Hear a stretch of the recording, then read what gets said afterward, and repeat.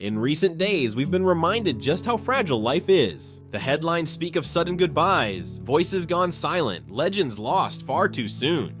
These weren't just names, they were storytellers, trailblazers, icons. Today we pause. Today we remember. We pay tribute to the lives, legacies, and light of those we've lost. We begin with in the steel town of Glenwillard, Pennsylvania, on February 19, 1943. A voice was born that would soar above the noise of its time. A voice so high, so full of yearning, that it felt like it came from another planet. That voice belonged to Luigi Alfredo Giovanni Sacco, but the world would come to know him as Lou Christie, the singer, songwriter, and falsetto pioneer who took the 1960s by storm. From an early age, Lou was obsessed with music.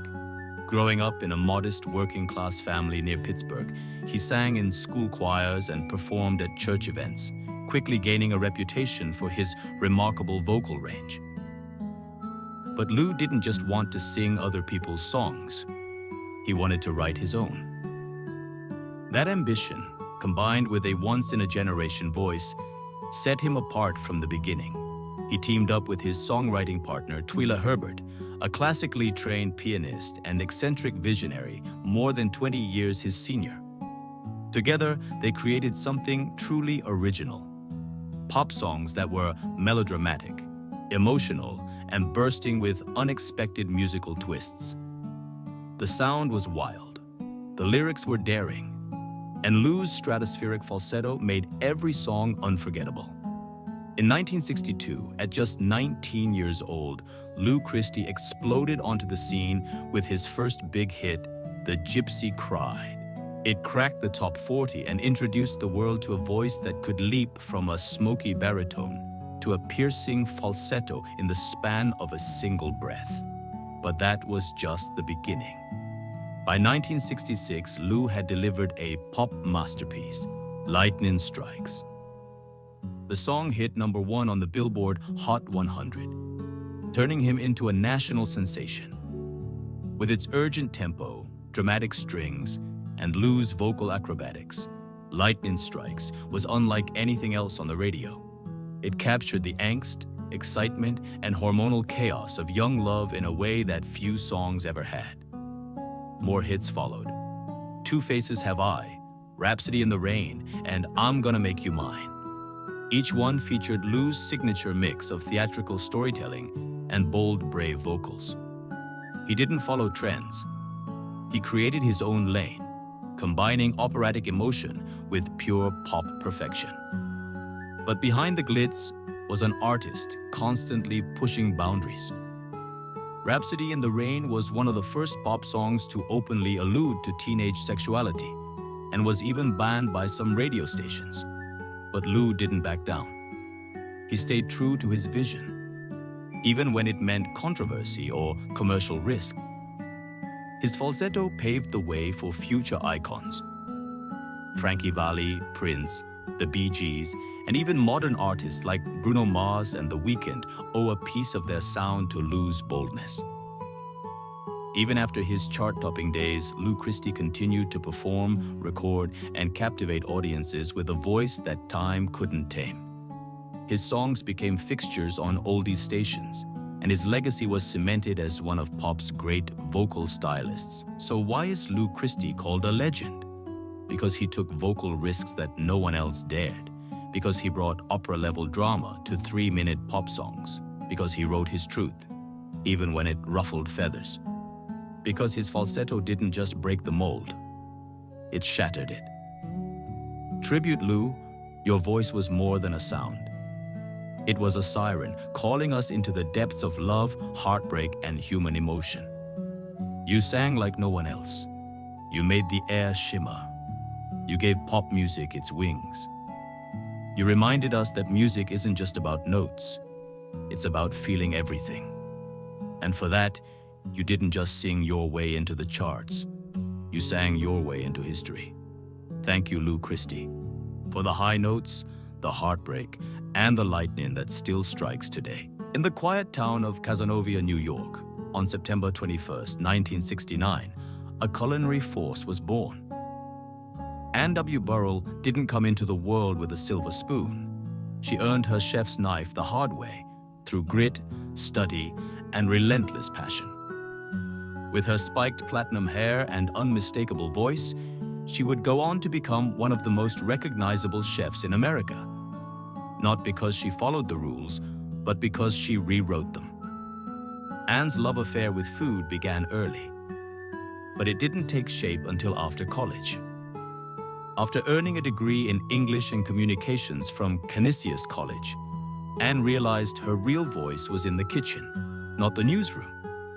She enrolled at the Culinary Institute of America, where she learned not just technique, but discipline, the backbone of fine cuisine. Then came the move that would forever shape her style: a year studying at La Cucina Italiana in Italy. There, in the rustic kitchens of Tuscany and Piemonte, Ann absorbed the soul of Italian cooking, food that's bold, heartfelt, and deeply rooted in tradition. It was there that her mantra was born: cook like you mean it. She returned to New York with a sharpened skill set and a philosophy that cooking wasn't just a job, it was performance, passion, and power. Ann worked her way up the line, eventually landing in the kitchen of Lidia Bastianich, the queen of Italian-American cuisine. Later, she became sous chef to Mario Batali at New York's famed restaurant Babbo, one of the hardest kitchens in the city. But Ann thrived in the heat. Her command of rustic Italian flavors and her unapologetic style made her stand out in a male-dominated culinary world. Her big break came when she joined Food Network as a host and chef. From Secrets of a Restaurant Chef to Worst Cooks in America, Ann Burrell was not just cooking on screen. She was teaching, entertaining, and changing lives. She became a mentor, especially on Worst Cooks, where she transformed hopeless home cooks into confident chefs, one flaming pan at a time. And let's be honest, Ann Burrell isn't just known for her cooking. She's known for her attitude, her laugh, her catchphrases, her flamboyant style and fearlessness in front of the camera.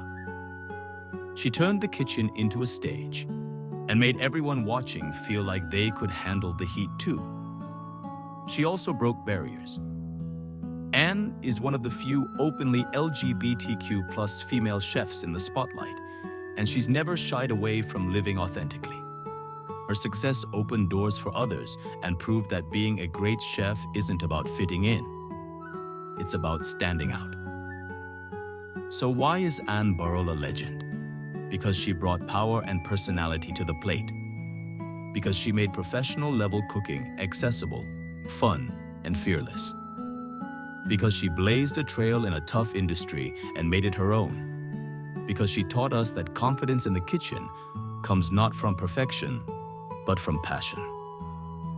Tribute Ann. You are the sauce-slinging, sauté-flipping fire starter that showed the world cooking is more than food. It's fierce self-expression. You made us laugh, you made us learn, and you made us love every bite. Thank you for reminding us that a little olive oil, a lot of butter, and an untamed spirit can turn a simple meal into a masterpiece. You weren't just cooking on camera, you were creating culinary courage. Whether it's risotto or reality TV, you bring the heat. And that's why Ann Burrell will always be a legend in the kitchen and beyond. Would come to know as Kim Woodburn was raised not in luxury or fame, but in hardship. Her early life was marked by adversity, including a deeply troubled family background and personal trauma that she would later courageously speak about. But even then, there was a fire in Kim, a fierce independence, a refusal to be broken, and a sense of pride that would one day become her trademark. Before she ever set foot in a TV studio, Kim lived a full and often difficult life. She worked various jobs, some glamorous, others grueling. But she eventually carved out a professional niche as a cleaner for high-end clients, building a quiet reputation for immaculate standards and no-nonsense work ethic. It was this skill and her fiery personality that would catapult her into the national spotlight. In 2003, everything changed when Kim joined forces with fellow presenter Aggie McKenzie on Channel 4's How Clean Is Your House? The show was a revelation at a time when lifestyle TV was dominated by polish and pretense. Kim brought authenticity, humor, and ferocious standards. With her signature gloves, platinum hair, and commanding voice, Kim stormed through the filth of Britain's dirtiest homes, and in the process, cleaned her way into the hearts of millions. She didn't just disinfect kitchens, she disarmed egos. She was brash, brutally honest, and absolutely unforgettable. The public didn't just watch Kim clean. They watched her take no prisoners. Her fierce one-liners, side-eye glares, and take it or leave it attitude made her a cult figure, especially in the UK LGBTQ+ community, where she remains a beloved icon. After the success of How Clean Is Your House?, Kim appeared on numerous other shows, including I'm a Celebrity, Get Me Out of Here, and most infamously, Celebrity Big Brother in 2017. Her stint on Big Brother was television gold, fiery, emotional, and unfiltered. She clashed with housemates, opened up about her past, and made headlines across the nation. Love her or hate her, one thing was clear: you couldn't ignore her. Yet behind the bold exterior was a woman of vulnerability and strength. Kim's public revelation about her abusive childhood and difficult upbringing added depth to her media persona. She wasn't just a loud voice, she was a survivor, a fighter, and someone who refused to be silenced by shame or society. So why is Kim Woodburn called a legend? Because she spoke her mind when others stayed silent. Because she turned cleaning, a mundane, overlooked task, into a form of empowerment. Because she brought unapologetic realness to an industry obsessed with appearances. Because through every insult, comeback, and unforgettable quote, she stood as a woman who'd lived through hell and came back swinging. Tribute Kim, you cleaned our homes. But more than that, you cleared the air. You reminded the world that dignity doesn't come from background, but from how you hold your head up. You were strong, sharp, and gloriously unscripted. You gave people permission to speak up, to demand better, and to own who they are. Thank you for the laughter, the truth, and the endless quotable moments. You didn't just tidy rooms, you tidied up television.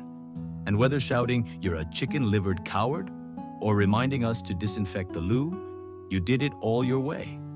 And that's why Kim Woodburn isn't just a personality, she's a phenomenon. On June 6, 1932, in San Antonio, Texas, a future legend was born. David Randolph Scott, known to the world simply as Dave Scott. His journey wouldn't be one of loud headlines or dramatic gestures. Instead, his legacy was built on discipline, courage, and a relentless pursuit of precision. Qualities that would one day help carry humanity beyond the skies. Dave grew up in military environments, the son of an army officer, and spent much of his youth moving from base to base. This lifestyle shaped his resilience and drive. He eventually graduated from the United States Military Academy at West Point in 1954, finishing 5th in a class of over 600, a testament to his brilliance and focus.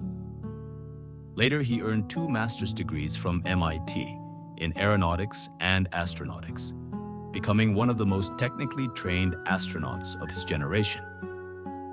But it wasn't just academic excellence that defined Dave Scott.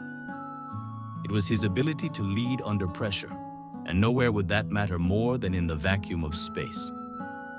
In 1966, Dave Scott made his first journey into orbit aboard Gemini 8, alongside Neil Armstrong. The mission became NASA's first real in-space emergency, when a stuck thruster sent the spacecraft spinning uncontrollably. It was Scott's calm under pressure, along with Armstrong's quick decisions, that saved the mission and their lives. That moment revealed Dave Scott not just as a skilled astronaut, but as someone who could think clearly in the chaos of the unknown. But his most iconic role came in 1971 as commander of Apollo 15, the 9th crewed mission in the Apollo program, and the first to focus on real science on the moon. On July 30th, 1971, Dave Scott landed on the moon with fellow astronaut James Irwin. Unlike previous missions, Apollo 15 was equipped with the Lunar Roving Vehicle, essentially the first car on the moon. Dave Scott became the first man to drive on the lunar surface, covering miles of untouched terrain in what was essentially an alien world. He and Irwin spent nearly 19 hours outside the spacecraft, collecting rock samples, studying lunar geology, and performing experiments. But perhaps his most famous moment came when he conducted a live demonstration of Galileo's theory that objects fall at the same rate in a vacuum. Standing on the moon, Scott dropped a feather and a hammer and watched as they hit the lunar surface simultaneously. In that one elegant act, he showed the world the poetry of science and the beauty of truth in motion. After retiring from spaceflight, Dave Scott continued to serve NASA and later consulted for space-related films and documentaries, always committed to education and excellence. He didn't seek the spotlight, but he earned it. So why is Dave Scott called a legend? Because he proved that discipline and intelligence could take us to the moon. Because he was a pioneer of science, not just exploration. Because he carried the calm and courage of a leader even when the stakes were as high as the stars. Because he reminded the world that history is written not just in giant leaps, but in careful steps taken with integrity. Tribute, Dave, you were more than a man who walked on the moon. You were a symbol of what humanity can achieve when we lead with curiosity, focus, and grace. You showed us that heroes don't always need capes. Sometimes they wear flight suits and carry geology tools. You didn't just explore space. You helped us understand it. Thank you for proving that the greatest missions are not fueled by glory, but by purpose. You reached for the moon and brought back knowledge, courage, and a legacy that will never fade. You hosted change. In the industrial heartlands of Essex, England, in the year 1966, a young man named Douglas John McCarthy was born. At first glance, he seemed like any other teenager of the post-punk era, restless, rebellious, and searching for meaning in the static. But behind his intense gaze and sharpened voice was a vision that would electrify the underground and give a new shape to aggression in music. McCarthy's journey began in Chelmsford, where he would later meet Bon Harris, a kindred spirit equally obsessed with rhythm, noise, and raw emotion. Together, they formed Nitzer Ebb in the early 1980s, a band that didn't just play music, but unleashed a movement. Inspired by punk energy and the emerging electronic soundscapes of Kraftwerk and DAF, Nitzer Ebb fused militaristic rhythms, shouted vocals, and dark electronics into something utterly visceral. Their 1987 debut album, That Total Age, hit like a bomb. Tracks like Join in the Chant and Let Your Body Learn weren't just songs. They were anthems for the disillusioned. On stages across Europe and America, McCarthy didn't sing. He commanded. With a shaved head, a snarl in his voice, and a presence that was equal parts preacher and revolutionary, he became the icon of a new kind of industrial energy. Throughout the late 80s and early 90s, Nitzer Ebb rose as one of the defining voices of EBM, electronic body music. Albums like Belief and Showtime showcased a maturing sound, more complex but still ferocious. Douglas McCarthy's vocals were the soul of the machine, angry, desperate, urgent. His lyrics cut through the coldness of synths with human anguish and intensity. Nitzer Ebb toured with giants like Depeche Mode, earning them global recognition and introducing their brutal beauty to wider audiences. McCarthy's confrontational style, often stripped to the barest essentials, shirtless, sweat-drenched, screaming truth into a strobe-lit void, became legendary. So why is Douglas McCarthy a legend? Because he gave industrial music a human heart and a warrior's scream. Because he stood at the intersection of punk and machine and made chaos poetic.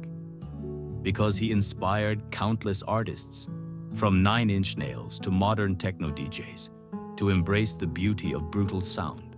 Because he never conformed, he never softened, he never apologized. Douglas McCarthy's legacy isn't built on radio hits or chart positions. It's built on sweat-soaked stages, underground loyalty, and the defiant pulse of resistance. Tribute, Douglas. Your voice tore through silence. You made the mechanical feel emotional. You gave the voiceless a chant, a battle cry, a sound to believe in. You weren't just part of the underground. You were its beating heart. You reminded the world that music doesn't always comfort. Sometimes it confronts, challenges, and changes us. Thank you for every scream, every rhythm, every truth shouted in the dark. You didn't just make noise, you made revolution. Born on March 21st, 1973, in Los Angeles, California, Ananda Lewis entered the world with a name that means bliss. And over the years, she would come to embody exactly that for a generation of viewers hungry for authenticity, depth, and representation. Raised primarily by her mother and grandmother, Ananda's early life was shaped by a deep sense of cultural pride and resilience. She spent part of her childhood in San Diego, where her passion for communication and performance began to bloom. Even at a young age, Ananda was known for being eloquent, sharp, and deeply thoughtful. These qualities would later set her apart in the fast-moving world of television. She studied at Howard University, a historically black college with a powerful legacy, where she majored in history and honed a powerful sense of self-awareness and advocacy. Her academic background and passion for community upliftment weren't just footnotes. They became the core of her media career.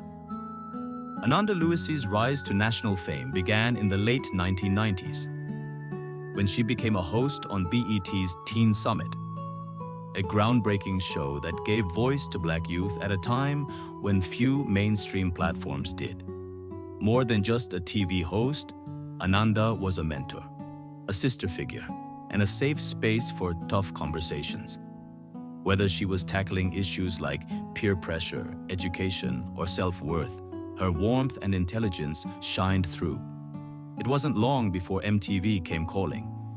In 1997, Ananda joined MTV as a VJ during a golden era for the channel, hosting programs like Total Request Live and Hot Zone. But unlike many of her peers, Ananda wasn't content with pop fluff. She used her platform to elevate conversations, interviewing celebrities with soul, covering serious issues with grace, and never dumbing down her message. She quickly became a standout figure, someone who young women, especially young Black women, could look up to and see themselves in. In 2001, she launched The Ananda Lewis Show, her own daytime talk show. While it only aired for one season, it marked a major achievement, a young Black woman hosting a nationally syndicated show during a time when that was still a rarity. She used the platform to discuss healing, empowerment, and real-life struggles that other shows often ignored. But Ananda Lewis's legacy isn't just about TV. It's about what she stood for. Throughout her career, she used her voice to advocate for self-love, literacy, women's rights, and racial justice. She wasn't afraid to walk away from fame to pursue her deeper purpose. She studied carpentry, became a mother, and lived with integrity, even as the spotlight dimmed. In 2020, Ananda bravely revealed she had been battling breast cancer for 2 years, diagnosed after delaying a mammogram. Instead of retreating into privacy, she chose to educate, empower, and warn others, especially women of color, to take their health seriously. Her vulnerability became another form of service, reminding the world that strength comes in many forms. So why is Ananda Lewis called a legend? Because she used her voice with purpose. Because she carved out a space for honest conversations in a world addicted to the superficial. Because she dared to be wise, black, beautiful, and outspoken in front of millions. Because she never lost her soul, even when she could have sold it. Tribute Ananda, you weren't just on our screens. You were in our hearts. You taught us to be fearless, to speak truth, and to never apologize for our brilliance. You uplifted young minds when they were searching for identity. And even in your quiet seasons, your presence was a light. Thank you for being a voice of clarity, courage, and compassion. You didn't just host shows, you hosted change. In the heart of Southern California, where the waves kiss the shore and the sun rarely sleeps, Brian Douglas Wilson was born on June 20th, 1942, in Inglewood, California. The world didn't know it yet, but that quiet blue-eyed boy would one day change the face of popular music forever.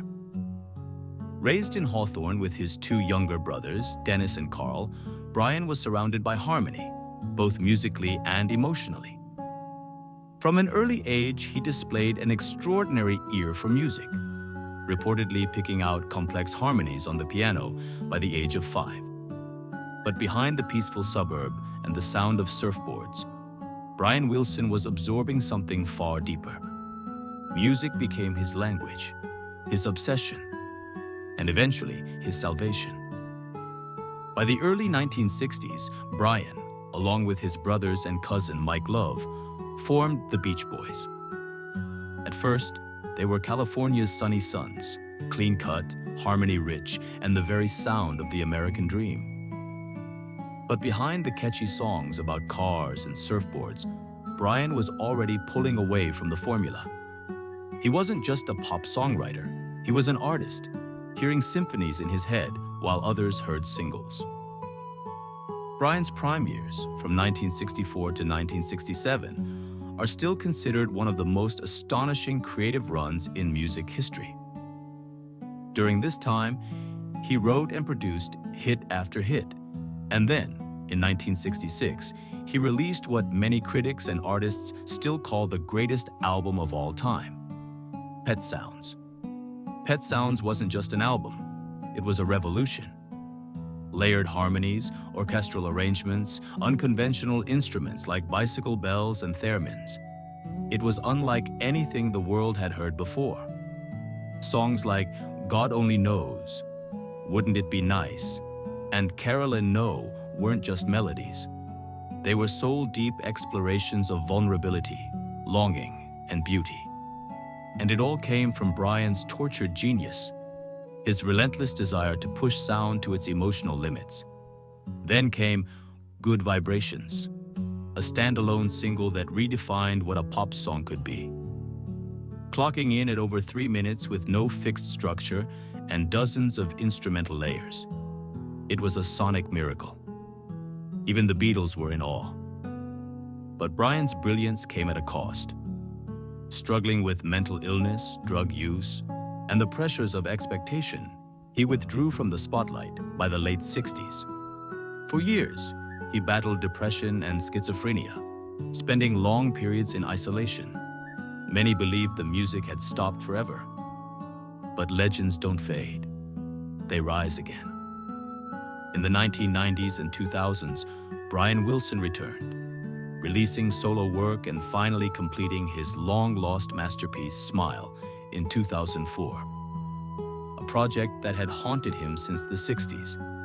The album was a triumph and a symbol of personal redemption. He also received the Kennedy Center Honors, was inducted into the Rock and Roll Hall of Fame, and received a Grammy Award, finally receiving the recognition that had long eluded him. So why is Brian Wilson called a legend? Because he reinvented what pop music could be. Because he turned 3-minute songs into emotional epics. Because he created harmony in a time of chaos, both in the world and in his own mind. Because despite being broken, he never gave up on beauty. Tribute. Brian, your melodies became memories. Your harmonies were the heartbeat of a generation. You gave voice to the joy and pain that lives within us all. You showed the world that genius doesn't always look like perfection. Sometimes it looks like struggle, like honesty, like you. You didn't just write music, you changed music. And for that, the world will always sing your song. In the sunlit city of Marietta, Georgia, on December 20th, 1966, Christopher Mark Robinson was born into a world that would soon come to recognize the raw force of Southern rock revival. From a young age, music pulsed through his veins. His father, Stanley Robinson, a part-time musician, introduced Chris and his younger brother Rich to the blues, country, and classic rock records that filled their home. It was this early exposure that lit a fire in Chris's soul, a fire that would one day roar across stages around the world. The world first felt the shockwave of Chris Robinson's voice in 1989, when he and Rich formed the Black Crowes, a band that would come to symbolize the gritty, authentic edge of American rock and roll in the 90s. Their debut album, Shake Your Moneymaker, released in 1990, was a lightning bolt that brought back the spirit of the Rolling Stones and the raw emotion of Otis Redding, all wrapped in Chris's soulful vocals and unpredictable stage energy. From hits like Hard to Handle, She Talks to Angels, and Remedy, to legendary live performances soaked in sweat, soul, and Southern attitude, Chris Robinson was more than a frontman. He was a force of nature. His presence was magnetic, his style unapologetic, and his voice unforgettable. While grunge and pop dominated the charts, the Black Crowes held their ground like rock and roll outlaws, keeping the genre alive for a new generation.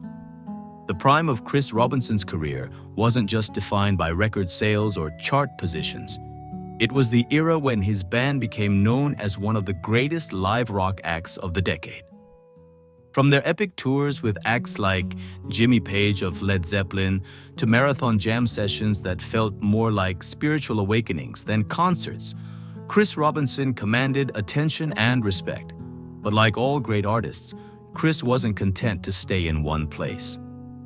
After internal tensions led the Black Crowes to disband temporarily in the early 2000s, Chris reinvented himself with the Chris Robinson Brotherhood, diving deeper into psychedelic rock and cosmic Americana. His evolution as a songwriter and performer reflected his journey: rebellious, spiritual, fearless. He remained committed to the music, not fame, not image, but the raw experience of creation and connection. So why is Chris Robinson called a legend? Because he never compromised. Because he brought rock and roll back when it was in danger of fading. Because he turned every stage into a revival tent and every song into a sermon. Because in a world of polished sounds and packaged artists, Chris Robinson remained gloriously untamed. He's not just the voice of a band. He's the sound of defiance, passion, and musical freedom.